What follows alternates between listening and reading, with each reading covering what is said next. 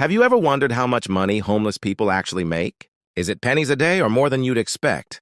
Let's take a closer look at the hidden economy of panhandling and street survival. Because what you think you know might just be wrong. In cities across the world, homelessness is a visible and growing issue. And with it, so is the debate around panhandling. Some assume it's just spare change for a meal. Others believe it's an organized scam pulling in hundreds of dollars a day. So how much do homeless people really make? Let's start with the data. Several studies and interviews suggest that in busy urban areas, a person panhandling in a high-traffic location can earn anywhere from $15 to $30 an hour. That might sound like minimum wage, but not all day, every day. In 2018, a study in Toronto found the average panhandler earned $25 to $50 per day. In U.S. cities like New York or San Francisco, some reported up to $100 or more per day, depending on the location, time of day, and approach. But these numbers are far from guaranteed. It depends on foot traffic, generosity of passers-by, weather, appearance, even the sign they're holding. One study in New York showed that changing the wording on a cardboard sign, just adding "God bless" or "anything helps," could double the amount of donations. In some viral stories, panhandlers claim to be making $200 to $500 a day, but these are rare and often exaggerated.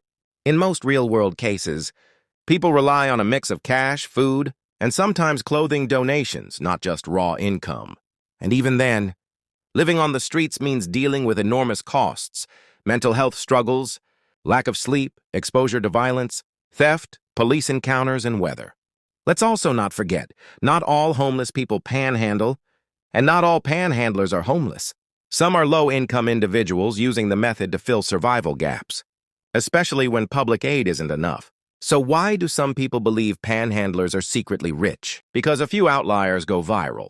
Remember the woman in California who was caught driving a Mercedes after panhandling all day? Or the guy in Chicago who allegedly made six figures pretending to be homeless? Those stories are exceptions, not the rule. And while they make for great headlines, they distort the real picture. In truth, most panhandlers live day to day, earning just enough for food, shelter, if they're lucky, and the next 24 hours of survival. And what about food stamps or shelters? Not everyone qualifies. Some don't have ID, or they've been kicked out of shelters due to mental illness, addiction, or overcrowding. Others simply don't feel safe in institutional spaces. Here's a shocking fact.